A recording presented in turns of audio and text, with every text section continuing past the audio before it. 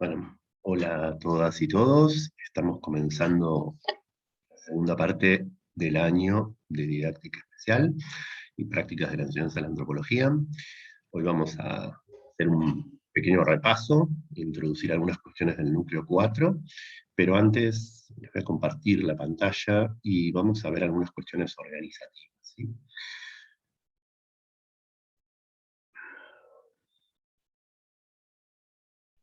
Ahí vamos. Bueno, todos los años, didáctica suele tener una lógica de funcionamiento, de trabajo, ¿sí? Una dinámica de trabajo interna que varía entre el primer y el segundo cuatrimestre, ¿sí?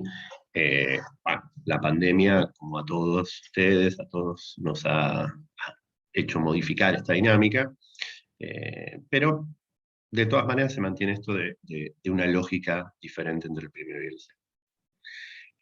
Ustedes ahora estuvieron, hasta hace poquito, estuvieron cursando quincenalmente los teóricos, ¿sí? Tenían teóricos, que eran exposiciones donde estaban todos juntos los foros y discutían temáticas, y a contra, en la siguiente semana lo que hacían era trabajar en foros, en pequeños grupos, en base a sus experiencias. A partir de este cuatrimestre, el foco central va a estar en los foros, ¿sí? Va a estar el trabajo más fuerte, va a ser semanal, como fue en el primer cuatrimestre, semanal, nada más que en vez de tener un teórico, un foro, un teórico, un foro, lo que van a tener es directamente todo el tiempo foros donde lo que se va a trabajar en profundidad es la experiencia de ustedes, las prácticas de ustedes. Pero nos quedan el núcleo 4, términos teóricos, entonces lo que vamos a hacer, y por eso en este instante yo estoy grabando este video, es tener dos clases teóricas para que ustedes las puedan ver en el momento que mejor les convenga, que les venga bien, que van a quedar grabadas y que no van a ser sincrónicas, ¿sí? Entonces, vamos a estar en el segundo cuatrimestre con dos clases que van a ser este miércoles, esta clase de este miércoles que se sube hoy, y la clase en 15 días de teórico del núcleo 4 que vamos a subir. En paralelo van a estar trabajando en los foros semanalmente. De todas maneras, hoy en el horario de los diferentes foros, en los diferentes grupos, se va a volver a explicar todo esto y no va a haber problema de entendimiento. Pero lo quería aclarar, para que se entienda que va a haber dos clases grabadas que van a dar cuenta del núcleo 4. ¿Qué vamos a hacer hoy? Bueno, hoy vamos a hacer un pequeño repaso. Nosotros estuvimos trabajando en el núcleo 1, ¿sí? Eh, el núcleo 1 tenía que ver con pensar un poco cómo la antropología ha mirado los procesos socioeducativos, después pasamos al núcleo 2, qué antropología construimos, desde dónde, para qué, donde el foco estuvo en la fundamentación. Después seguimos con el núcleo 3, que tenía que ver con qué antropología enseñamos, y donde empezamos a conocer un poco estos objetos que ustedes ya tienen que haber trabajado y conocido más en profundidad, porque aparte es donde corresponde que se desarrolle en, el, en la materia didáctica especial, didáctica general, ¿sí? Y finalmente vamos a entrar al núcleo 4, que es en el que estamos en este momento, donde vamos a tratar de pensar los aportes, ¿sí? Y la relación de los sujetos con el conocimiento. Y vamos a introducir la dimensión de las prácticas, ¿sí? Que va en paralelo a lo que ustedes en los foros van a estar haciendo, casi en todos los foros, algunos lo adelantó por una cuestión de tiempos, que tiene que ver con las microclases, con la práctica, con empezar a poner en acción todo esto que fuimos trabajando y que después va a desencadenar en todos los foros en la experiencia del armado de la planificación, ya en el núcleo 5, donde ustedes van a tener que ir de la planificación a la práctica docente y donde el trabajo en los foros se va a volver a subdividir en pequeños grupos de trabajo tutorial, ¿sí? Para terminar en el núcleo 6, donde vamos a volver a hacer una reflexión sobre toda la experiencia a fin de este año. Pero, ¿qué vamos a hacer hoy? Hoy empezamos con el núcleo 4, ¿sí? Y el núcleo 4 de alguna manera se pregunta respecto a cómo construimos conocimiento, ¿sí? Cómo construimos conocimiento en términos sociales generales, en la dimensión de lo escolar, ¿sí? Y en la dimensión, si se quiere, de la práctica, de la didáctica, de la enseñanza de contenidos y conocimientos. Entonces, de lo que vamos a empezar a explorar un poquito en esta clase, y dentro de 15 días, en la siguiente clase grabada, va a tener que ver con pensar los aportes que la antropología ha hecho a dimensionar, a complejizar estos procesos de construcción de conocimiento, ¿sí? Hacer esto les permite a ustedes, después de haber hecho todo un recorrido en el núcleo 1, 2, 3, ¿sí? Repensar cómo ustedes van a construir conocimiento, primero para desplegar en las microclases y después para desplegar en las prácticas, ¿sí? Entonces, va a ir acompañando esta reflexión. En ese sentido, hoy, no solamente lo que yo voy diciendo, sino lo que voy haciendo y las filminas que le voy presentando, son un ejemplo posible de organización del conocimiento en un contexto de enseñanza-aprendizaje, o en un contexto de producción de conocimiento intencionado, como decimos nosotros, ¿sí? Entonces, no solamente yo estoy explicando los contenidos que se despliegan en las filminas, sino que las filminas mismas hablan de una forma de organizar el conocimiento en una situación de enseñanza-aprendizaje, como la que ustedes van a tener que desplegar. Y las filminas, en este caso, la vida que nos llevó a hacer esto de dar clases vía Zoom, ya sean grabadas o en vivo, nos hace redefinir, ¿no? Hay un soporte nuevo que tiene su propia lógica de organización del conocimiento, que no es el mismo soporte que si estuviéramos en el aula, ¿sí? Son diferentes soportes materiales que redefinen esas prácticas de construcción de conocimiento permanentemente, ¿sí? Entonces, necesitamos repensar eso en base a lo que el soporte nos propone, ¿sí? Porque toda práctica de construcción de conocimiento, como fuimos viendo y vamos a ver, es igual. Entonces, ¿qué hacemos? ¿Qué vamos a hacer hoy?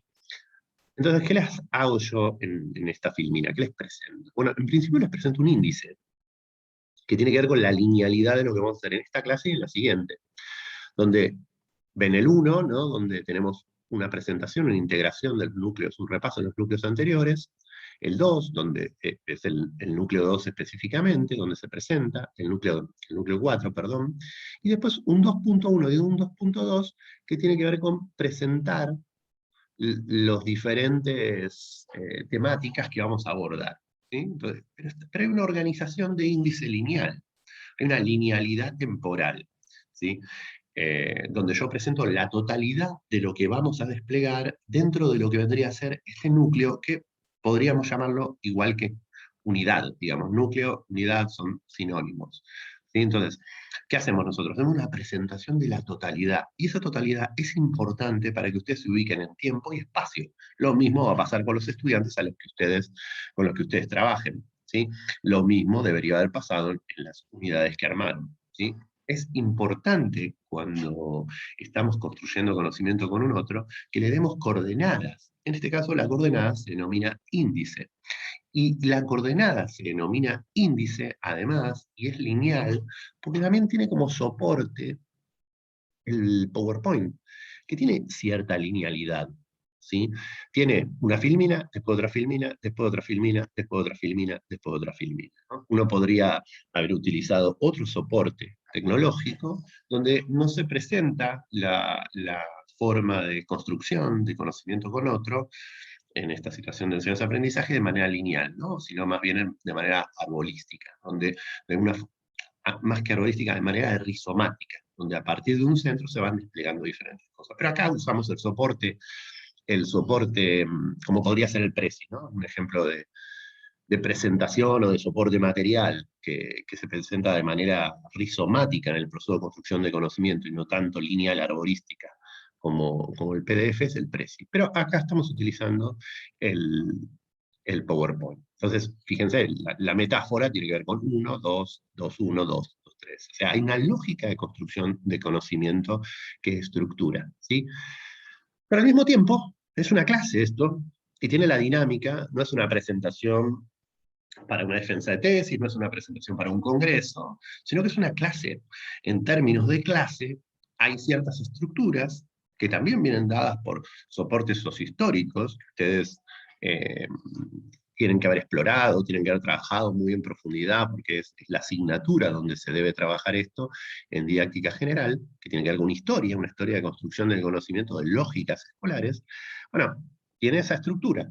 Esa estructura no la podemos omitir porque esto es una clase. Y toda estructura de clase, en general, ¿no? Estos son tipos ideales, después vamos a encontrar variaciones, pero en general se suele, en términos, cuando digo en general, es lo acordado sociohistóricamente en un determinado momento, en una determinada sociedad, respecto a lo que se considera que es dar clase. Y entonces, nada, es eso, es simplemente el acuerdo, no es que es lo correcto o lo incorrecto, es el acuerdo. Y en términos de acuerdo, como construimos de manera situada, nosotros tenemos que conocer la lógica local de construcción de conocimiento, en este caso, las escuelas donde vamos a trabajar. Entonces, y para mí también, digamos, en este caso, yo no puedo entrar a ustedes a proponerles una lógica diferente de organización, porque están dentro de una institución que tiene su lógica, y que en última instancia también tiene una lógica vinculada a la escolarización, ¿sí? Más allá que abre el juego en un montón de aspectos, no deja de estar atravesada por la historia del sistema educativo. La lógica hegemónica, si se quiere, de organización del conocimiento en las estructuras escolares tiene que ver con el desarrollo de un inicio, perdonen la redundancia, la clase tiene un inicio, un desarrollo y un cierre. Entonces, siempre que ustedes estén pensando una clase, tienen que tratar de presentar la explicitación, ¿sí? En nuestra materia es la explicitación de la fundamentación, el eje de la planificación, ¿no? El desarrollo, ¿sí? Que tiene que ver con el repaso de las diferentes unidades que vamos a hacer ahora, ¿sí? Y cuál puede ser un eje, cuál puede ser la forma de estructurar el eje. Ahí me quedó 20-20, le pifié. Uno va perdiendo la temporalidad en este encierro, en esta vida cambiante. Y después un cierre, ¿sí? Donde integramos y repasamos lo que hicimos durante la clase. Entonces, pero siempre, independientemente de cuál sea el contenido, las estructuras, la lógica que se presenta de organizar una clase, es más bien circular. Fíjense, por eso yo les pongo acá clase didáctica circular. ¿Sí? Hay una circularidad eh, siempre en la presentación de una clase. Hay una, hola, ¿qué hasta hoy? ¿Cómo les va? Somos estos, ¿sí? Y hay una especie de cierre donde uno repasa todo eso, y también hay un desarrollo que va desplegándose durante todo eso. Inicio y cierre en general se asemejan bastante, ¿sí? Se asemejan bastante. Vamos a ver que en las dinámicas universitarias cambian, ¿sí? En la práctica universitaria, cuando damos clase en la universidad, cambia, no es tan estructurado esto. Ahora, cuando avanzamos en el nivel secundario, cuando avanzamos en el nivel primario, esta estructura suele presentarse. Y esto no solamente se piensa en términos de dar clase, sino, por ejemplo, quienes desarrollen o hagan sus prácticas desarrollando materiales, van a tener que pensar también un inicio, una presentación, un despliegue de los contenidos y un repaso de lo desplegado en forma de cierre. O sea que, independientemente sea la experiencia que ustedes desplieguen en términos de una experiencia de producción de materiales, como en algunos casos, o en algún espacio socioeducativo, o sea en la universidad, en las prácticas que algunos de ustedes van a hacer en la universidad, o en el secundario, siempre va a haber esta estructura. Va a ir variando porque, ¿qué es lo que planteamos? Que el conocimiento se construye de manera situada. Va a ir variando porque ustedes van a tener que conocer la dinámica que en cada lugar tiene esta estructura, que adquiere esta estructura. ¿Sí? Bueno, dos lógicas, ¿sí? Y de alguna manera presentarles la clase a partir de presentar las dos lógicas que están implícitas en la clase que yo estoy dando, es de alguna manera hacer metadidácticas, contarles lo mismo, la estructura que yo tengo en la cabeza, que yo planteo, para poder desarrollar la clase. Esto de alguna forma lo tienen que hacer ustedes. Esta reflexividad sobre cómo ustedes construyen las clases es lo que de alguna manera vamos a ir desplegando en esta segunda parte. Empecemos con la linealidad del PowerPoint y del pensamiento de cómo armamos esta clase. Vamos a hacer un repasito, ¿sí? Hoy nos vamos a focalizar acá. Acá yo les había puesto que íbamos a trabajar el 4.1 y el 4.2. El 4.2 lo vamos a ver el 25 del 8. ¿Sí? Ven acá, yo le había puesto 4.1 y 4.2. Pero 4.2 lo vamos a dejar para la otra parte para no sea muy largo la presentación de hoy, y prefiero focalizarme en el repaso, ¿sí? En volvernos a ubicar, porque sabemos además que tuvimos un mes, que la vida, que cómo estamos viviendo, entonces es importante que nos ubiquemos. El objetivo de la clase de hoy también es propósito, más que el objetivo es que nos ubiquemos, ¿sí? Entonces, repasemos, ¿sí? ¿Cuál fue el objetivo, lo central del núcleo 1, ¿no?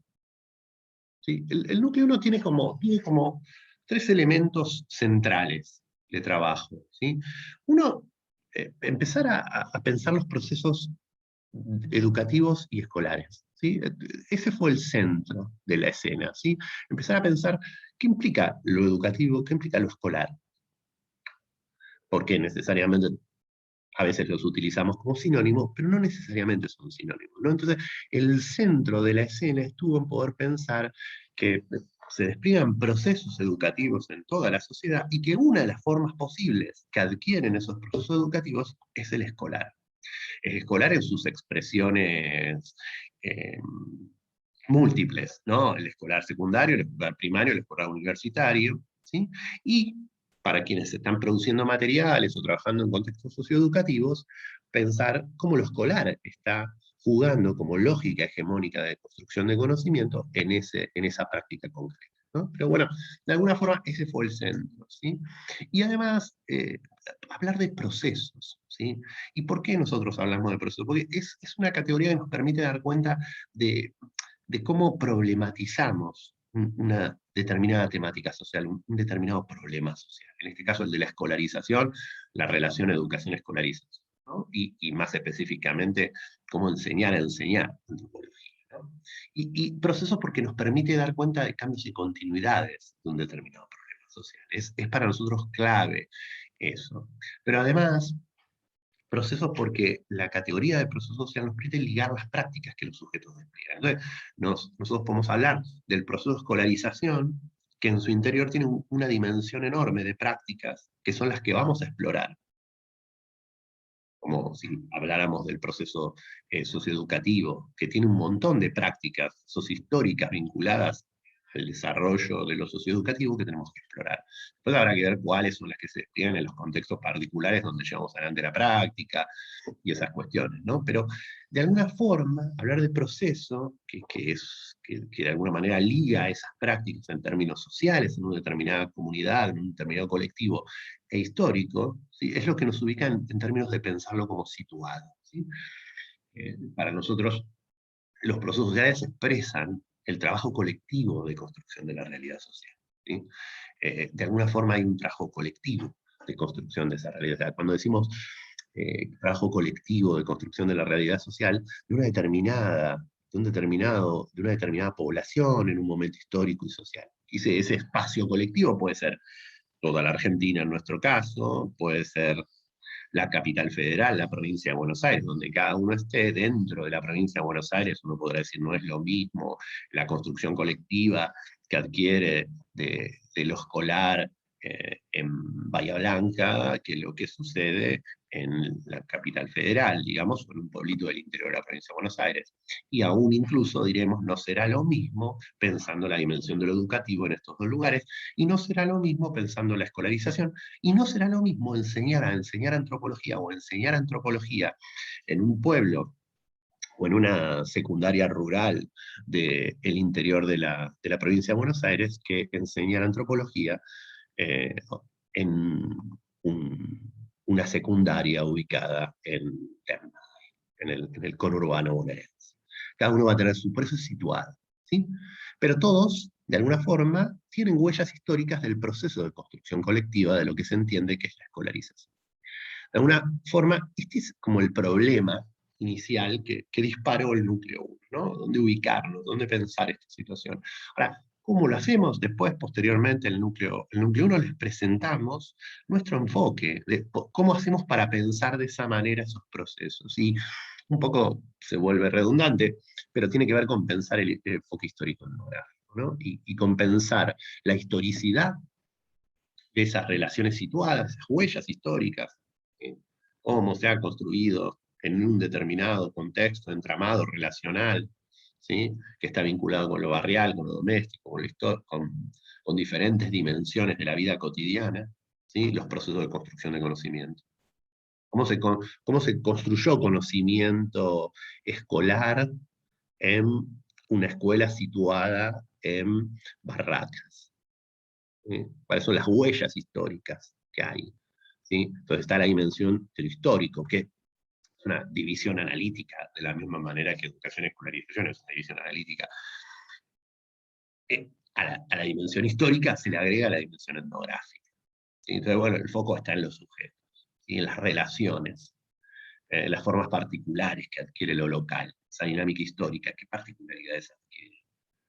¿Sí? Ese peso de las huellas históricas sobre la escolarización, sobre la enseñanza, que se despliegan en la escuela de barracas. ¿Qué singularidades adquiere a partir de la apropiación de esas huellas por parte de los sujetos, de la vivencialidad de las huellas esas por parte de los sujetos en en el cuarto año de Ciencias Sociales del Comercial X? ¿Sí? Entonces ahí está lo etnográfico.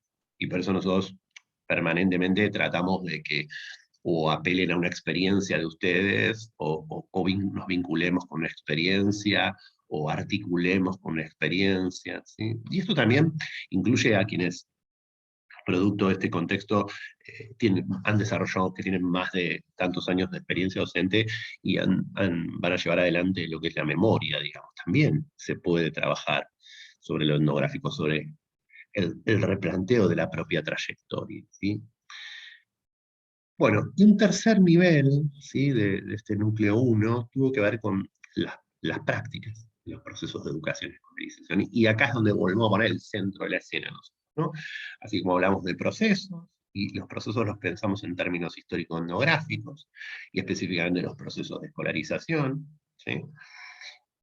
Dentro de los procesos de escolarización, y por eso le decíamos que utilizamos la categoría de procesos, se emplean múltiples prácticas, ¿sí? Y las prácticas para nosotros son el hacer, que de alguna manera va entretejiendo, ¿sí? va dimensionando, va materializando las diferentes experiencias de los sujetos, eh, de los diferentes procesos sociohistóricos. Las prácticas se expresan en términos de discursos, de actividades, de palabras, de objetos, de haceres, ¿sí?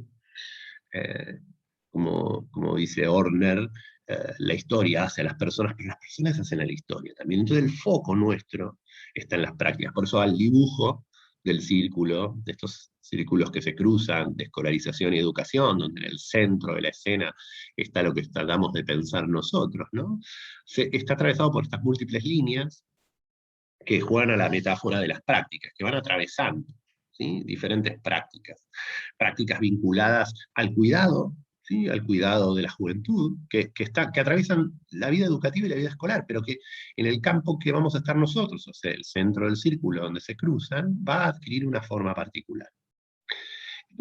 Esto fue, de alguna manera, la presentación, el núcleo 1 de la materia, ¿no? Presentarles el enfoque, presentarles cómo abordamos la relación entre educación y escolarización, y decirles, bueno, vamos a centrarnos en las prácticas, lo que los sujetos hacen.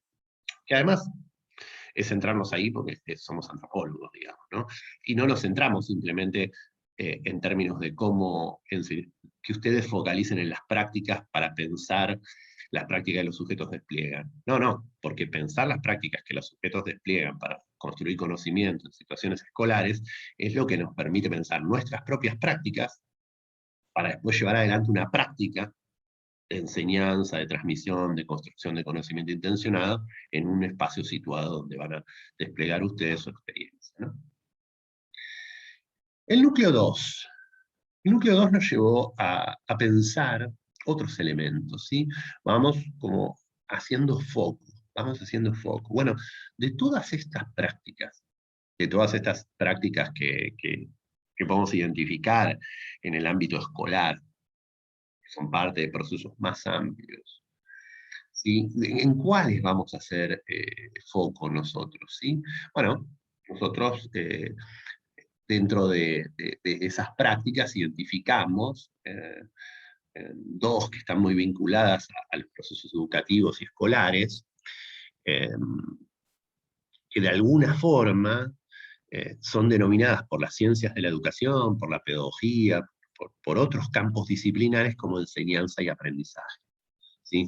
Son categorías, enseñanza y aprendizaje son categorías de otras disciplinas, no son categorías propias de la antropología. O sea, son categorías que la antropología usa, pero son categorías que han sido construidas, problematizadas, analizadas, reflexionadas como categorías para explicar un determinado proceso social por parte de otras disciplinas. Nosotros las tomamos, las redefinimos, las pensamos, pero no dejan de ser categorías en un punto de otras disciplinas, y en un punto cuando las pensamos en términos de la experiencia de ustedes, en categorías locales. Nos habla de dinámicas de conceptualización del mundo propios de otras disciplinas, propios de otros espacios. ¿Sí?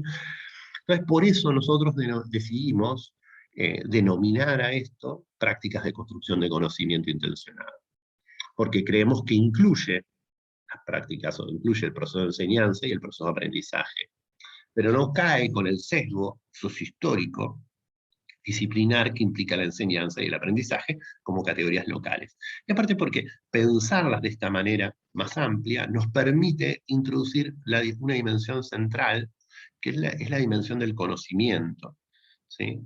Que va a implicar varias cuestiones que un poco vamos a ir explorando hoy, pero que básicamente es el material con el que ustedes trabajan para después llevar adelante sus experiencias. Y por eso hablamos, ¿sí? Eh, de que los procesos educativos y escolares están entrelazados a procesos de construcción de conocimiento. Entonces, a la dimensión de lo educativo y lo escolar, nosotros le haremos el conocimiento. El conocimiento por ahora es una dimensión de un proceso amplio, ¿sí? Vamos a ir viendo que el núcleo 3, el núcleo 4 es donde vamos a poner el foquito en él, ¿sí? Eh, y los conocimientos van a implicar la totalidad de las prácticas construidas en una sociedad, ¿sí? Este proceso. Por eso es un proceso al educativo, al escolar, al proceso de construcción de conocimiento. En el centro, en el cruce de estos tres círculos, es donde vamos a estar parados nosotros, ¿sí? Donde esos tres círculos, esos tres procesos se interrelacionan. Entonces esos procesos van a implicar prácticas. La pregunta que nosotros hacemos, ¿qué prácticas, ¿sí? de construcción de conocimiento se despliegan en esos espacios donde ustedes van a llevar adelante, ¿sí? su experiencia? ¿Cómo conocerlas? ¿Cómo entenderlas? ¿Qué elementos implican? ¿Cómo desarmar esas prácticas? ¿Sí? ¿Cómo desarmar ese proceso de construcción de conocimiento vinculado a el armado de un blog sobre antropología? ¿Cómo desarmar esas prácticas vinculadas al conocimiento en la enseñanza en un quinto año en Tigre? ¿Sí? Sobre cómo desarmarlas, qué involucran cuando las construimos, qué involucran cuando las están desplegando aquellos que observamos, que están a cargo de las asignaturas donde después vamos a hacer las prácticas, que despliegan aquellos que están en estos espacios socioeducativos históricamente, ¿sí? ¿Cómo las despliegan, cómo construyen esos procesos? Las construyen vinculados a procesos educativos y procesos escolares, pero con particularidades de los procesos de construcción de conocimiento. Y además porque las prácticas el proceso de construcción de conocimiento va a exceder, ¿sí? a la dimensión de la enseñanza y el aprendizaje. No obstante, nosotros nos vamos a focalizar en la intersección.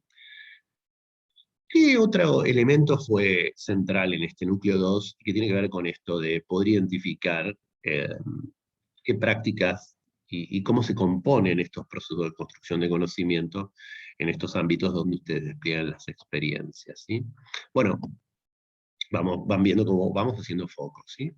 Y vimos en el núcleo 2 que va a haber que estas prácticas de construcción de conocimiento que desplegamos en estos espacios van a tener implícito tres dimensiones, ¿sí? Uno básico, porque es el que traemos nosotros, ¿sí? Que tiene que ver con el conocimiento y la tradición antropológica, o sea, el foco que nosotros le ponemos a la antropología, el tipo de antropología que pensamos, el enfoque que elegimos. Nosotros en nuestro caso no estamos a tener el enfoque histórico-etnográfico, pero cada uno desplegará uno diferente que tiene que ver con su trayectoria, con su historia, con su formación, con el lugar en el que lo van a desplegar, ¿no? Y por eso nosotros hicimos en la materia un pequeño despliegue en el núcleo 2 sobre la historia de la carrera, ¿no? Un pequeño. muy pequeño, porque entender un poco la historia del diseño curricular de la materia nos tiene que poder pensar a nosotros como antropólogos y disciplina, porque ese conocimiento, ese proceso de construcción de conocimiento que se va a desplegar en los contextos donde llevemos adelante la experiencia, va a tener implícito estas tres dimensiones y va a traer como implícito las huellas de lo que nosotros entendemos que es la antropología. Entonces es clave que la desarmemos, que la pensemos, que nos rearmemos, ¿sí? Pero también las lógicas escolares particulares, ¿sí? Y ahí es donde, sí, seguimos hablando de escolares y habría que ampliarlo a escolares, socioeducativos, producción de contenidos, ¿sí? Entonces, pero va a tener una dimensión de una lógica propia, ese lugar. ¿Sí? Entonces, nuestra lógica, nuestra historia, nuestra manera de pensar la antropología, nuestro posicionamiento, y ahí entramos en la dimensión que va a venir, que es clave en este núcleo y que va a ser clave a lo largo de todos los otros núcleos, va a vincularse con la lógica propia del espacio donde despleguemos la experiencia.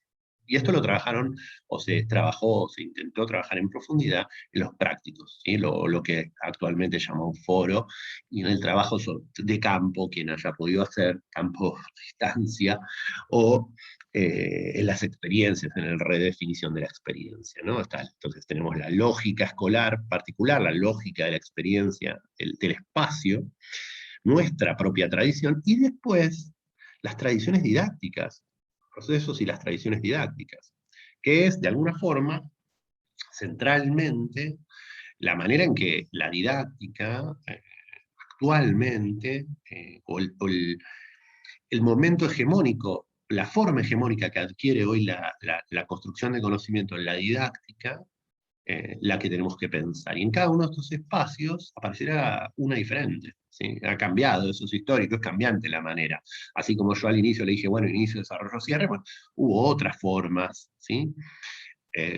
Y esto, como les decía, esto ustedes lo tendrían que haber trabajado, o se trabaja en profundidad, es lo que traen, es lo que deben manejar, que tiene que ver con la didáctica general. Algo introducimos nosotros, específicamente en el núcleo 3, que ahora vamos a repasar un poquitito, más enfocado en lo que nosotros vamos a hacer, pero es el centro de entender la lógica de los procesos de construcción de conocimiento vinculados a lo que otras disciplinas llaman enseñanza y aprendizaje, es lo que se desarrolló, es lo que se tiene que haber desarrollado en didáctica general. Todas estas dimensiones, estas tres dimensiones, configuran el conocimiento, o los procesos de construcción de conocimiento, que desplegamos nosotros en la práctica y que están presentes cuando construimos nuestro posicionamiento para llevar adelante la práctica, la experiencia que hagan ustedes. ¿Sí? Todos estos niveles están en nuestro propio proceso. ¿Sí? Incluso los procesos y tradiciones didácticas están implícitos en nosotros por más que no los tengamos reflexionados, porque estamos escolarizados desde hace muchos años. ¿Sí? Cada uno tendrá, dependerá de la edad que tenga, cantidad sobre sus espaldas de escolarización, pero estamos escolarizadísimos. Entonces la lógica está implícita. Lo mismo con la antropología. ¿Sí? Lo mismo, llevamos años de ser parte de un campo, entonces eso está presente. Eso va a configurar nuestro posicionamiento. Entonces, el otro elemento central del núcleo 2 fue pasar del posicionamiento a la fundamentación. ¿Cómo nuestro posicionamiento, que involucra esas tres dimensiones, ¿sí?, vinculadas a los procesos de construcción de conocimiento que desplegamos nosotros, se transforman en una fundamentación de una propuesta? Y ahí, ¿sí?, cobra sentido aún más, todavía aún más, la dimensión del espacio, el entramado, la experiencia que estemos pensando de manera concreta. Entonces ahí la dimensión de pensar los conocimientos y la tradición antropológica es la dimensión de pensar qué quiero hacer, qué quiero transmitir, qué quiero compartir, qué quiero construir, qué quiero dimensionar. La dimensión más de la lógica del espacio donde estemos trabajando, de la lógica escolar particular, de la lógica del documento que estemos construyendo, de la lógica del blog, del aparato comunicacional que despleguemos, que construyamos, va a tener que ver con pensar claramente, bueno, ¿dónde? ¿Cuándo? ¿A quiénes? ¿Sí? La dimensión del sujeto, poniéndolo, bueno, ¿dónde se va a desplegar? ¿Dónde? ¿Para qué todo esto? ¿Y cómo va a tener que ver con las prácticas vinculadas a la tradición de construcción de conocimiento de la didáctica, el cómo? ¿Sí? Y todos estos aspectos vinculados en tu intersección, a ustedes les tienen que dar un para qué, un por qué. ¿Por qué quieren hacer esto? ¿Por qué quieren transmitir esto en este momento? ¿Por qué quieren trabajar sobre la conquista, la llegada de América, el encuentro, la conquista, la llegada, o como quieran conceptualizarlo, de sus múltiples formas posibles? ¿Por qué quieren abordar eh, el poblamiento de América? ¿Para qué? ¿Por qué quieren trabajar cuestiones vinculadas a la diversidad, asociadas a la desigualdad? ¿Para qué? ¿Por qué? ¿Sí? Esto es clave y implica construir una fundamentación. Implica que ustedes fundamenten, expliquen las razones por las cuales van a hacer eso a esas personas. ¿Sí? ¿Y cómo? Y ahí con el cómo entramos un poquito en el núcleo 3. ¿Sí? Entramos a pensar un poco la dimensión más del hacer. ¿Sí? Y acá es donde entramos en un diálogo, ¿sí? De esa dimensión del hacer, que en términos de teórico, o en términos de estas clases grabadas, o las clases que estuvieron teniendo sincrónicas teóricas para toda la cursada, habla de una dimensión más amplia, pero que en los foros esa dimensión adquiere carne a partir de la experiencia donde ustedes van a desplegar su práctica, ¿no? Entonces acá el núcleo 3 tuvo como dos elementos claves, ¿sí? Principalmente dos elementos claves. Uno, entender eh, la planificación como una práctica, ¿sí? Y la programación como un objeto. Planificar es la acción que desplegamos, que articula los conocimientos, ¿sí? A ser enseñados y aprendidos, en el sujeto que enseña y el sujeto que aprende. Es una práctica, es algo que desplegamos, es la lógica de construcción de conocimiento que adquiere en este momento histórico y social, ¿sí? Hegemonía en el campo educativo, el campo de los procesos de enseñanza-aprendizaje. ¿Sí? Entender que esa es la práctica no es porque es la correcta, no es porque... Es entender que es la que en este momento se piensa y va a presentarse de manera más reiterada en los espacios donde despleguemos nuestra experiencia. Es absolutamente útil, uno la comparte, cree que es una estrategia útil anticipar, pensar, rediseñar, y parte de lo que nosotros le proponemos es aprender a hacer esta práctica, la práctica de planificar. No necesariamente solo porque coincidamos con la práctica de planificar, sino porque es la práctica común, como les decía, es la práctica más habitual en el campo de los procesos de enseñanza-aprendizaje, que es lo que tenemos que aprender a hacer. ¿Sí? Entonces, esa práctica produce un objeto. En este caso lo llamamos programación, ¿sí? O programa. Esa práctica implica resolver un problema, representarse una situación, hacer una anticipación hipotética, ¿sí? Y hacer experiencias y pruebas, ¿sí? Entonces, siempre va a haber una práctica que va a tener con planificar, con desplegar, que tiene una lógica particular que ustedes vieron durante todo el núcleo 3 y que vamos a seguir viendo ahora, ¿sí? Vamos a ir viendo sobre todo en los foros, que va a adquirir además esa lógica de planificar, va a adquirir su particularidad situada dependiendo de dónde ustedes desplieguen su experiencia. Y se va a construir en un objeto. Para algunos será un programa, para otros será una unidad, pero también podemos decir, puede ser una unidad, puede ser un programa, puede ser la clase, uno planifica la clase, la práctica implica, la práctica de planificar implica producir una clase. También puede ser una propuesta, ¿sí? También puede ser un Instagram, también puede ser un aspecto comunicacional, un blog, una página, ¿sí? Una propuesta socioeducativa. Lo que tiene que quedar claro es que hay una práctica y hay un objeto estamos dividiendo de forma analítica, vuelvo a decir, estas cosas están relacionadas, se construyen relacionalmente. Toda práctica va a estar vinculada a un objeto, y todo ese objeto va a condensar un conjunto de prácticas, ¿sí? Por eso la programación en el campo educativo, y nosotros aprendemos o transmitimos o les comunicamos esta práctica, trabajamos con ustedes esta práctica, porque de alguna forma es como les decía, la que vamos a encontrar en estos procesos de escolares como más presente, ¿no?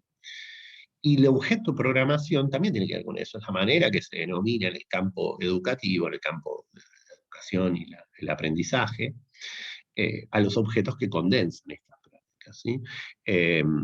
Y va a articular de alguna forma el nivel más macro de la organización de los contenidos con los diseños curriculares y el nivel más micro del hacer, esas prácticas, ¿sí? Que nosotros llamamos de construcción de conocimiento entre los sujetos.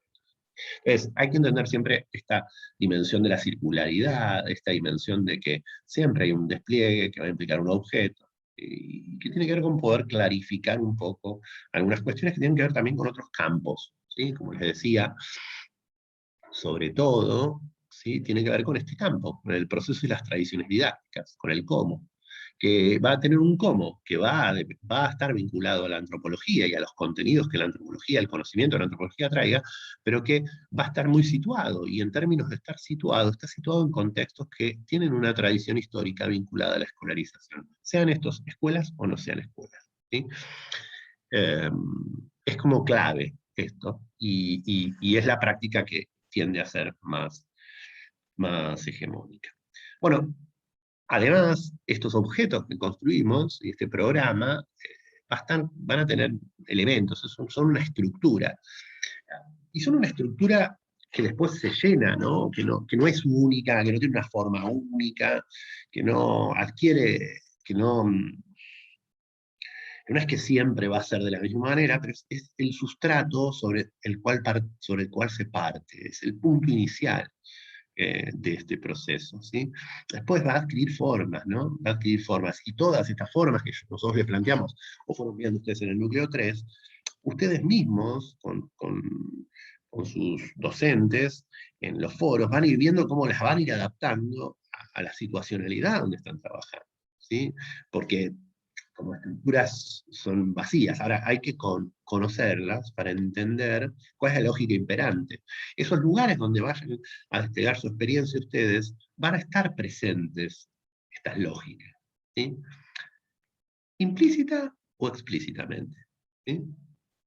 No necesariamente siempre va a ser explícito que esté presente, pero está dado por hecho que esta lógica, porque el campo donde vamos a trabajar no es un campo reinado por las lógicas de construcción de conocimiento de la antropología, sino que es otro, ¿sí? En el caso de los que trabajen en lo socioeducativo, va a estar presente una historia de lo socioeducativo. En el caso que trabajen en su memoria, bueno, están presentes en ustedes, en su historia, en su tradición, estas prácticas. Entonces hay que poder desarmarlas, hay que poder entenderlas. Desarmarlas para entenderlas, no desarmarlas para desecharlas, ¿no? Entenderlas, comprenderlas, complejizarlas.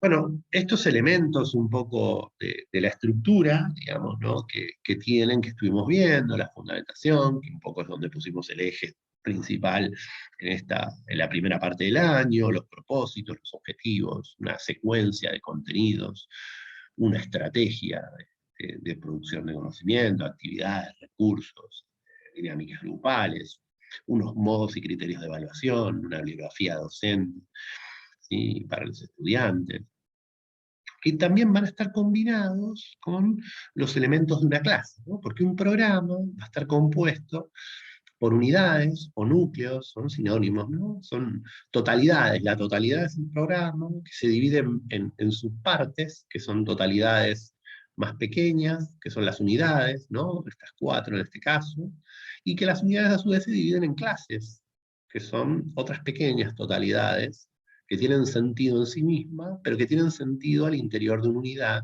así como todas las unidades tienen sentido al interior de un programa. Entonces, uno tiene que poder integrar estos componentes, estas partes que configuran eh, la lógica de construcción de conocimiento que se despliega en los contextos que estamos trabajando. ¿no? En las experiencias que estamos trabajando.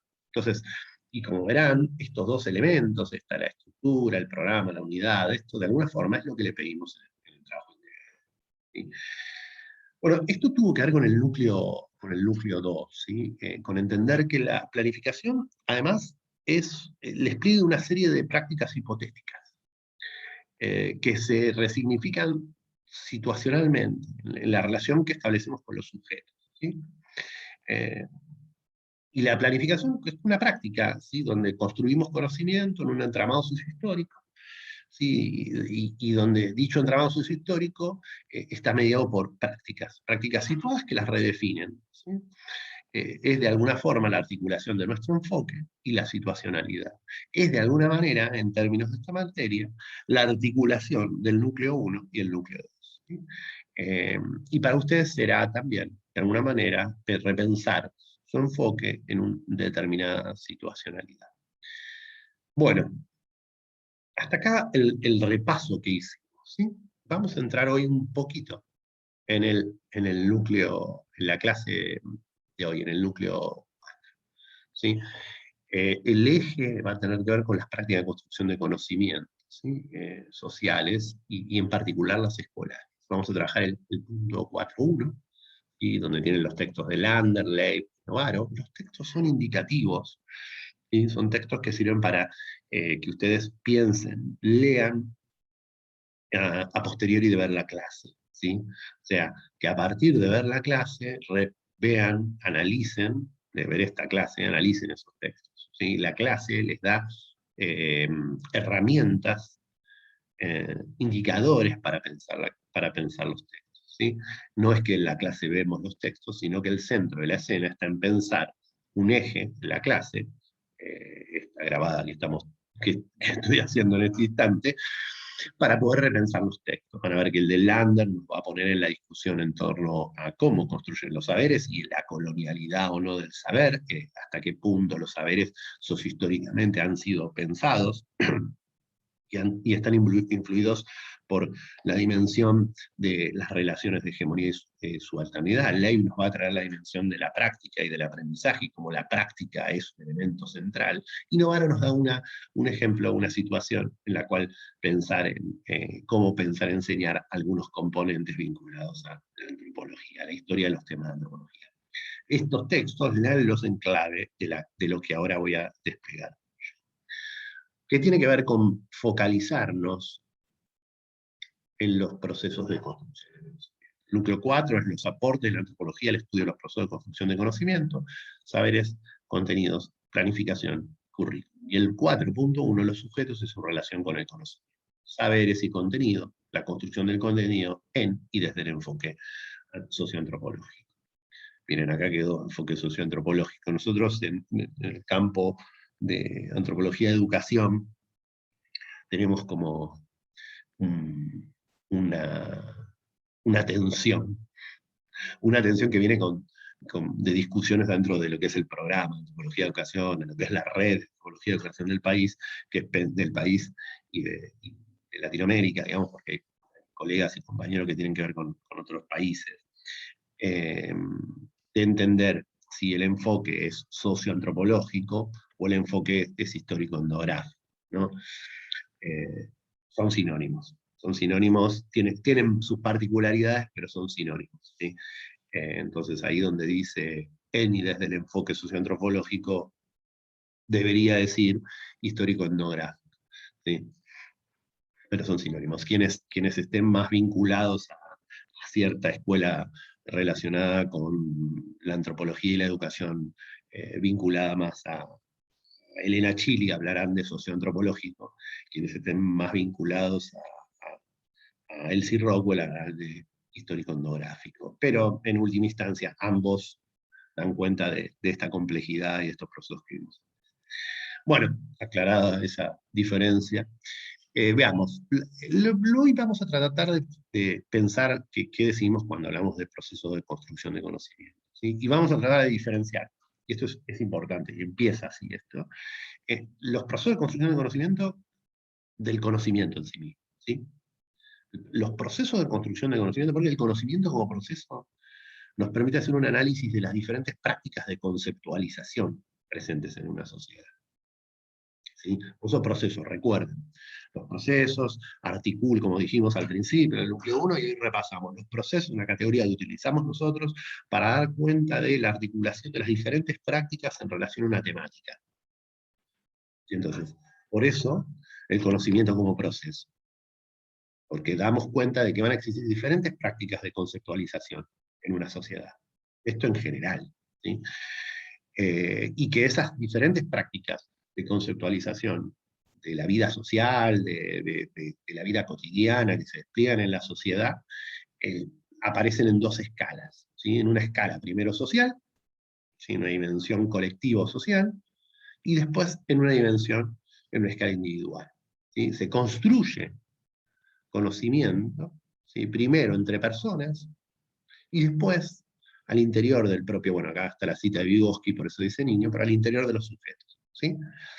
Entonces, hay que poder entender esto. ¿Sí? El proceso, el conocimiento como proceso, implica diferentes prácticas de construcción, de conceptualización de la vida social. ¿Sí? Esas diferentes prácticas de conceptualización de la vida social se expresan a escala colectiva, entre sujetos, y se expresan a escala individual, al interior del propio sujeto. Pero son dimensiones que se dan en simultáneo. ¿Sí? La categoría que Vygotsky utiliza para dar cuenta de esto, y que para mí es muy clara, que habría que ver si la traducción es la mejor. Vygotsky fue traducido del ruso al americano por Luria, si no me equivoco, y los seguidores que eran continuadores de él cuando se van a Estados Unidos, y del americano, del inglés al castellano. Habría que ver si eso no es así, pero la categoría central, que es más conocida y que permite dar cuenta de esta dimensión de expresión en términos de lo colectivo, en términos de la escala social y la escala individual, como él lo llama, es la zona de desarrollo próximo. La zona de desarrollo próximo tiene que ver con el proceso de construcción de conocimiento que desplegamos situadamente, ¿sí? Cada uno de los individuos en un entramado de relaciones sociales con otros individuos.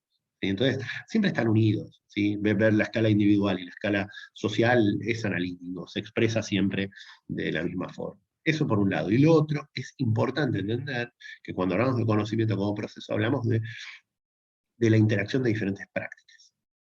¿Y por qué digo esto? Porque ahora van a ver el círculo, este círculo total, sería el proceso de construcción de conocimiento. Ahora, el proceso de construcción de conocimiento tiene una práctica particular, que es la de construcción de conocimiento. Otra práctica particular, que es la de construcción de saberes, y otra práctica, que es la de la construcción de contenido. Acá lo que confunde es que usamos conocimiento a los dos niveles, pero no lo usamos nosotros, sino que es lo acordado en el campo. Pero tenemos que entender que una cosa, cuando hablamos de proceso de construcción de conocimiento, estamos hablando de todas estas prácticas que se dan en Occidente, de manera situada en Occidente, históricamente ahora. En otros lados involucrará otras, en otros momentos históricos habrá involucrado otras. Acá, en este campo, en el campo de la escolarización, en el campo de los procesos intencionados de formación, todo eso, utilizamos esto. ¿Sí? Entonces, el proceso total es el de conocimiento, y después hay una práctica particular de construcción de conocimiento. Y tiene el doble sentido porque la palabra, la categoría, la categoría que tiene que ver con conocimiento, da cuenta de un proceso y de una práctica a la vez. Y es la hegemónica. Por eso también, ¿sí? Como práctica, conocimiento absorbe el proceso total. ¿Sí? Porque es la hegemónica en nuestro entorno. Entonces, este proceso de conceptualización del mundo social, ¿sí? Tiene tres formas que adquiere, relacionadas permanentemente relacionadas. Son divisiones analíticas que hacemos, ¿sí? Que tienen que ver con prácticas que estudian los sujetos, pero son divisiones analíticas.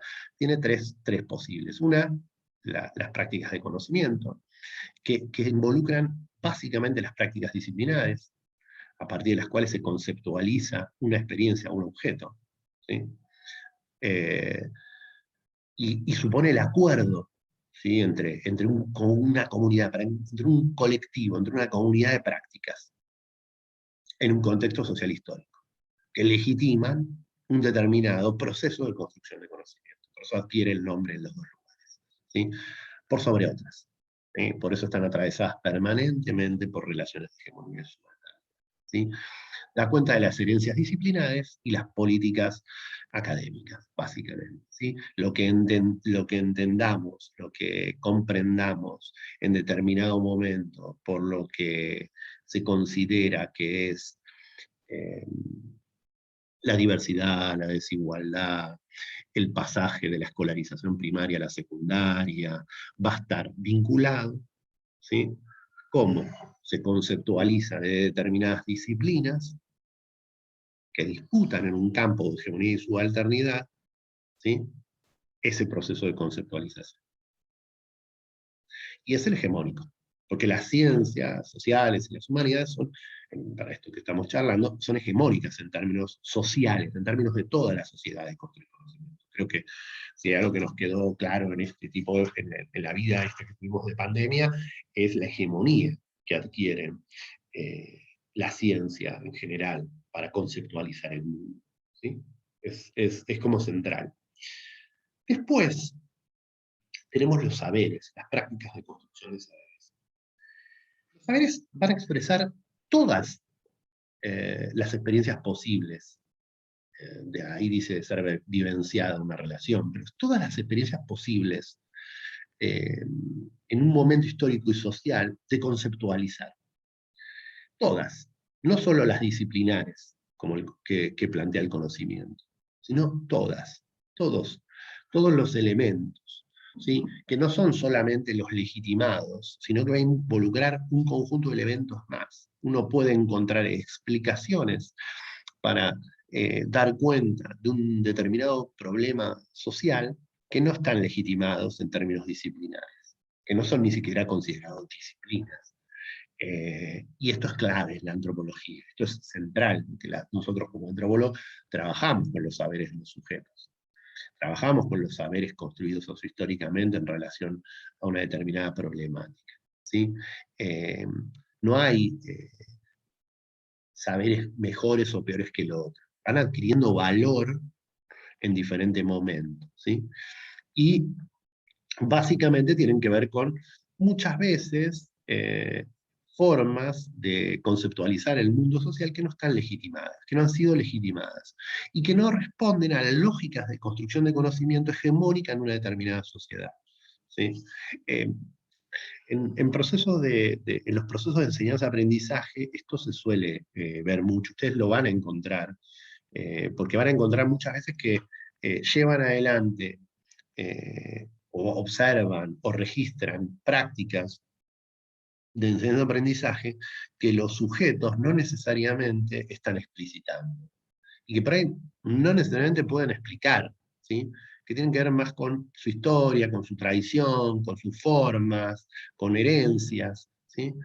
Y que por ahí son diferentes a otras. Y básicamente tiene que ver con un conjunto de experiencias que despliegan los sujetos que no están necesariamente eh, fragmentadas con la lógica hegemónica de conceptualizar el mundo. En la enseñanza de un fenómeno que explica, que es muy visual para explicar esto, es el fenómeno de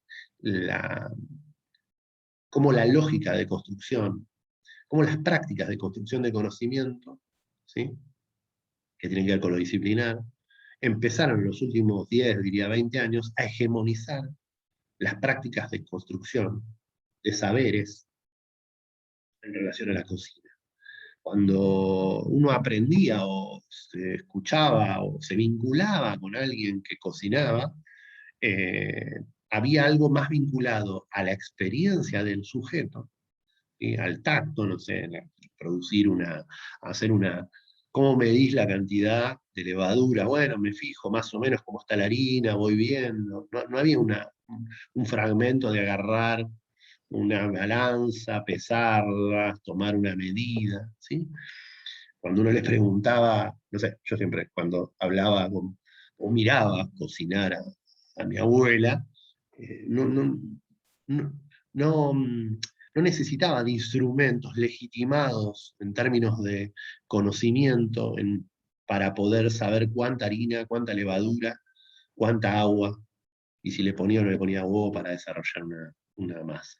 En cambio, todo lo que viene dándose en los últimos 20, 30 años, que es un fenómeno más grande, que tiene canales de televisión, bueno, evaluaciones, todo lo que ustedes ven en estos programas realities, lo que va haciendo es conceptualizar con la lógica de la disciplina del conocimiento una determinada práctica de construcción de saberes. ¿Sí? Bueno, este fenómeno lo vamos a ir viendo, y es un fenómeno que tiene que ver mucho con la antropología, porque siempre estamos viendo las experiencias de los sujetos y cómo esas experiencias entran en tensión, ¿sí? Con eso, qué sé yo, la producción agrícola o la producción que llevan adelante los yerbateros artesanales, no necesariamente va a estar, y que tiene que ver con una tradición, no necesariamente está signada por la lógica del conocimiento disciplinar. Muchas veces tiene que ver con su experiencia. ¿Sí? Entonces vamos a ver esas tensiones. Y a esas tensiones se le agrega las prácticas de construcción del contenido. ¿Sí? Eh, que no solamente sucede en el ámbito escolar, sino que están en todos lados, en el ámbito del derecho, es donde se pone el peso fuerte de la validación histórica. ¿Sí? Y da cuenta de una determinada política estatal. ¿Sí? En el caso de la producción yerbatera, diremos, bueno, estándares de calidad. En el caso de la cocina que decíamos antes, bueno, recetario. ¿Sí? Esos saberes van a estar vinculados al contenido, ¿sí? La práctica de construcción de contenido está legitimada sobre las prácticas de construcción de conocimiento. Pero las prácticas de construcción de conocimiento son determinadas prácticas de producción de saberes que han sido legitimadas. Entonces, de alguna forma están todas vinculadas permanentemente, entrando en un círculo de conceptualización de un determinado problema social en un momento. Se legitiman. Y en nuestro caso particular, la política estatal curricular va a ser la que determine, ¿sí? La que decida cuáles conocimientos son válidos en diálogo con las políticas académicas. ¿Sí? Siempre. Van a estar en diálogo. Y obviamente, los saberes van a estar tensionando, porque son de alguna forma los que ponen en movimiento toda esta cuestión, que tiene que ver con la experiencia. Hoy no me voy a meter con el tema porque este tema está bueno cuando interactuamos, pero toda la discusión en torno al uso del lenguaje inclusivo tiene que ver con eso. ¿Sí? Tiene que ver con eso. Tiene que ver con saberes que pujan desde la experiencia de los sujetos, desde la vivencia de los sujetos, para redefinir reglas o políticas vinculadas al conocimiento, las prácticas de construcción de conocimiento vinculadas a lo académico, y prácticas de construcción estatal vinculadas a los contenidos en relación a eso. Hoy hay toda una discusión, de hecho la facultad es bastante pionera en esa discusión en relación a cuál es la política editorial, a cuál es la política en la expresión administrativa, pero fíjense cómo todo esto va a estar siempre atravesado por cuestiones de hegemonía y de subalternidad. Y no solo eso, sino que nos atraviesa como sujetos, porque para todos, a mí, qué sé yo, el TODES es algo que me sale bastante, pero no en todos me sale la inclusión de la E por sobre la A o la O. Y bueno, tiene que ver con mi historia, tengo 47 años, me lleva un proceso rearmar todo eso. Por eso digo, esto es algo que nos atraviesa permanentemente, que es interesante y que tenemos que estar atentos, porque esto va a estar, esta discusión sobre los procesos de construcción de conocimiento están presentes en lo que decidamos construir en esas experiencias. ¿Sí? Van a estar presentes. Van a estar presentes en nosotros, porque nosotros tenemos este círculo, ¿sí? Este proceso de construcción de conocimiento que recuerden que involucra prácticas de conocimiento, prácticas de saberes y prácticas de contenido, ¿sí? Lo tenemos porque somos parte de esta sociedad, porque esta es la lógica que ha hegemonizado nuestra sociedad que ha hegemonizado nuestra sociedad. Bueno, veamos ahora cómo esto se expresa un poquito más, ¿sí? En el proceso de construcción de conocimiento escolar, barra, día socioeducativo, barra producción de contenido. Cuando decimos escolar, lo decimos en el sentido amplio. Es porque consideramos que la práctica de la escolarización, el proceso de escolarización, perdón, se despliega en una dimensión mucho más amplia que la escuela. Perdón, me he parado. El proceso de construcción de conocimiento escolar nos permite hacer un análisis de las diferentes prácticas de conceptualización que despliegan en las instituciones educativas, ¿sí? Y pueden ser las instituciones educativas, como pueden ser eh, los objetos que utilizan, los espacios socioeducativos, como pueden ser los objetos que construimos para comunicar conocimiento, como podría ser la experiencia de Tecnópolis, como podría en su momento, como puede ser la experiencia de un museo, como puede ser la experiencia de las páginas estas que pueden estar trabajando ahora, ¿no? Entonces, acá bajamos un poco a la dimensión de, bueno, a ver, ¿y cuáles son esas diferentes relaciones que atraviesan estas prácticas de construcción de conocimiento, de saberes y de contenido, ¿no? Entonces, cuando pensamos las prácticas de construcción de conocimiento, ¿sí? Que recuerden, están asociadas más a lo disciplinar, a una política académica, ¿sí? Bueno, de entrada lo que dice ahí, ¿no? Acá, como ven, relación entre disciplinas, ¿sí? En sí mismo implica relación entre disciplinas.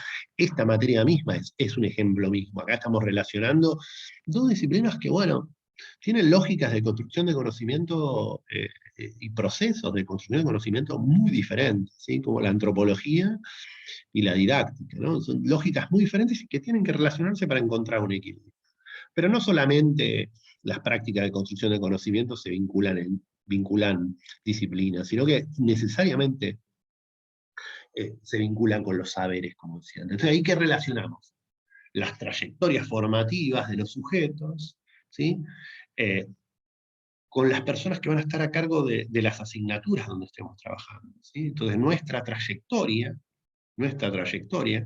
disciplinar, nuestras prácticas de construcción de conocimiento en la antropología, se van a vincular, ¿sí? Con la tradición, con las formas que los sujetos que están a cargo de las disciplinas donde desplegamos nuestra experiencia, que están a cargo de los espacios donde vamos a hacer nuestra experiencia socioeducativa, que están a cargo de los espacios donde vamos a construir contenido, ¿sí? Se vinculan entre sí. Lo mismo pasará en la dimensión, si se quiere, de quienes estén haciendo la memoria. Bueno, ahí tendrá que ver con cómo se ha ido construyendo esto. Y también las prácticas de saber tienen su propia lógica. Y ahí se vinculan los saberes de los estudiantes con los docentes, pero los saberes no hegemónicos necesariamente. Por ejemplo, ¿qué es prestar atención? Hoy en día ya era, ¿qué es prestar atención en el ámbito escolar o en el ámbito de enseñanza intencionada? Ya era una complejidad, ¿no? Digamos, en el aula. Uno supone que prestar atención es tener la vista levantada, mirando hacia adelante o hacia donde esté ubicado el docente, pero uno puede tener la vista levantada mirando hacia adelante y estar con el cerebro en otro lado. ¿Qué es prestar atención hoy? Hoy cuando nos conectamos y hacemos los sincrónicos y la gente apaga sus cámaras y nos quedamos con dos o tres, ¿se está prestando atención? ¿Se está redefiniendo el sentido de lo que es prestar atención? ¿Qué efecto genera en la experiencia del docente el apagado de todas las cámaras? ¿Qué efecto genera en los estudiantes? Y eso tiene que ver con saberes, porque no hay una relación, una práctica hegemónica en relación a eso. Uno puede tener la cámara apagada y estar prestando atención perfectamente, e incluso prestando atención mucho más que alguien que la tiene prendida y está mirando para otro lado, y viceversa, no hay una única. Lo que sí es cierto es que esas prácticas van a estar permanentemente vinculándose, ¿no? Pero también estas prácticas de construcción de conocimiento se vinculan, y se vinculan muy centralmente con las prácticas vinculadas a la construcción del conocimiento, ¿no? Eh, y ahí donde ustedes van a tener que de alguna forma poner en tensión esos conocimientos que traen, ¿sí? Con las propuestas, ¿sí? que lleva adelante el docente, que está a cargo, o el espacio en el que desplieguen su experiencia. Porque básicamente las prácticas de construcción de contenido tienen que ver con la relación de hegemonía-subalternidad y de lo acordado sociohistóricamente en un determinado espacio, ¿sí? Es lo hegemónico y tiene que ver con las políticas educativas y específicamente con las políticas curriculares. No puede desplegar cualquier cosa. De hecho, De hecho, entran en tensión. Esto que aparece en otros espacios a veces muy en equilibrio, muchas veces entra en tensión, porque muchas veces, ¿sí?, los conocimientos disciplinares, los conocimientos académicos, no necesariamente se expresan de la misma forma en las prácticas de construcción de contenido, en las políticas curriculares. ¿Sí? Muchas veces tienen ciertos riesgos que un poquito vamos a ver en la última filmina, pero esta relación entre conocimiento y contenido es una relación tensa. Ahora, este círculo, como les decía antes, es una división analítica. Esto sucede en simultáneo, ¿sí? Esto sucede en simultáneo. Hay una simultaneidad de esto. No es que en un momento, bueno, ahora fragmento, sino que estas son las tensiones que ustedes tienen en el proceso de construcción de conocimiento. Están tensionando permanentemente. Y son las tensiones que ustedes tienen que identificar en las experiencias donde van a llevar adelante su práctica. Y son las tensiones que están en la microclase, y son las tensiones permanentes de la práctica en el aula. ¿Sí? Una última cuestión, ¿sí?, es qué objetos atraviesan este proceso de construcción de conocimiento. Y hay como, recuerdan que hablábamos de planificación como práctica y programa como objeto. Bueno, hay algunos objetos que van a atravesar esta relación, que vuelven a tener esta relación, y que de alguna forma nosotros anticipamos. La primera es la relación entre las prácticas de construcción de conocimiento y las prácticas de construcción de contenido, ¿sí? Es pensar el conocimiento como contenido en el ámbito escolar. Contenido es la categoría que utiliza en el campo de las didácticas, de la pedagogía, para denominar los conocimientos, ¿sí? Es la forma que adquiría, tiene una lógica propia el contenido también. Y está en tensión, obviamente, como dijimos antes, pero tiene una lógica propia. Ahora, el conocimiento como contenido va a implicar dos dimensiones, ¿sí?, en el campo escolar, específicamente. Una dimensión de la información, del dato, el conocimiento como información, ¿sí?, como dato, como dado, y también procedimientos, ¿sí?, de conceptualización. Hay determinadas formas de enseñar o de transmitir en el campo escolar vinculado al contenido, el poblamiento de América. No hay no es que adquiere, no hay que, hay muchas, hay una forma posible, hay determinados procedimientos que hay que hacer para construir estos contenidos, ¿sí? Y esto tiene que ver con la lógica de construcción del contenido que se nos plantea en términos de lo escolar. Y esto lo van a tener que explorar ustedes, ¿sí? Esto es algo que vamos a ir viendo en la próxima clase, pero esto es algo que van a tener que explorar. Porque no es lo mismo la forma en que nosotros podemos conceptualizar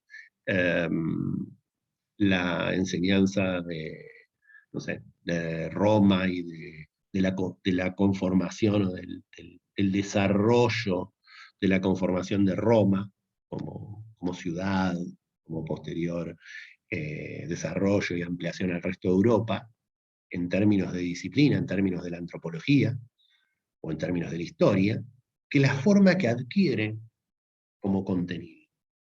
Es lo que en ciencias de la educación le han planteado a ustedes como transposición, ¿sí? Entonces ahí hay procedimientos y datos que están permanentemente vinculándose, que van a estar en tensión entre estas dos prácticas, entre la de los conocimientos y la de los contenidos, que se expresan en términos globales en los diseños curriculares, pero después se van a expresar cuando ustedes lleven adelante la experiencia. Cuando ustedes lleven adelante la experiencia también va a adquirir una forma particular esto, ¿sí? Y lo mismo diría para quienes de alguna forma están desplegándolo en un proceso socioeducativo o en un objeto de comunicación, como puede ser un blog, como puede ser una página, ¿sí?, o el diseño de algún material. No va a ser lo mismo, ¿sí? No va pensar la complejidad del procedimiento en términos de nuestra disciplina, de la antropología, de la historia, bueno, va a haber que ver cómo se transpone, cómo se transforma. Y esta tensión está permanentemente. Y otra central, que no está tan trabajada, esta sí está muy trabajada, ¿sí? Central, es pensar la práctica como contenido. ¿Sí? Y esto es clave, en nuestra materia es clave, ¿sí? Pensar la práctica como contenido. ¿Por qué? Porque hay una determinada forma, hay una determinada práctica de desplegar la oralidad, de desplegar la escritura, de desplegar la gestualidad, ¿sí? Vinculada al ámbito escolar, vinculada al ámbito de lo socioeducativo, vinculada al ámbito de haber una determinada forma, ¿sí? Y empezar a pensar la práctica como contenido a ser enseñado, el hacer como contenido a ser enseñado, tiene que cobrar mayor dimensión, porque además ustedes están aprendiendo una práctica. Todo esto que hicimos durante la clase de hoy, durante todas estas clases, es comunicarles determinadas prácticas, ¿sí? Pero no solamente prácticas. Nosotros tratamos de comunicarles determinadas prácticas de construcción del conocimiento que se despliegan en el campo de la antropología, que se despliegan en el campo de la escolarización, de la educación, pero además, ya poniendo el foco, ustedes tienen que aprender determinadas prácticas de construcción del contenido, porque son prácticas que están muchas veces implícitas en el despliegue de una clase. Cómo nos paramos, de qué manera nos paramos, cómo gesticulamos, de qué manera gesticulamos, ¿sí? Y ahora en esta situación pandémica, aún más, ¿sí? Aún más. ¿Qué prácticas desplegamos? Utilizamos eh, el habla, utilizamos el habla de la misma forma, ahora yo que estoy grabando este video, que si estuvieran todos ustedes presentes. La escritura es la misma. Hay linealidad en la escritura. Mi despliegue corporal es el mismo. Bueno, yo no le cambio el escenario, hay gente que le cambia el escenario. Bueno, todos esos elementos van a ser centrales, porque vamos a poner el foco en esta segunda parte del año, en la práctica como contenido, en la práctica como proceso de construcción de conocimiento. ¿Sí? Y esto es central. Esto lo vamos a desarrollar un poquito más en la que viene, se va a desarrollar básicamente en profundidad en lo que queda de todo el año, el resto de la tutoría, el trabajo que vamos a empezar en el núcleo 5, va a ser centralmente pensar con ustedes su práctica, pero tenemos que entender que también es un contenido a ser enseñado, ¿sí? Enseñado por nosotros y por ustedes a ser registrado, y que ustedes van a desplegar de manera implícita cuando desplieguen sus experiencias. Esto es algo que la práctica como contenido lo vamos a ver un poquito más en el próximo, ¿sí? Que va a implicar también pensar la práctica como conocimiento, pero quería presentárselos. Estas son las tensiones que atraviesa el proceso de construcción de conocimiento, y me gustaría terminar algunas cuestiones de riesgos que puede implicar el proceso de construcción del contenido escolar, eh, que es un poco lo que tiene que ver con este punto 1, en este aspecto, ¿sí? Y que también se da en esta relación.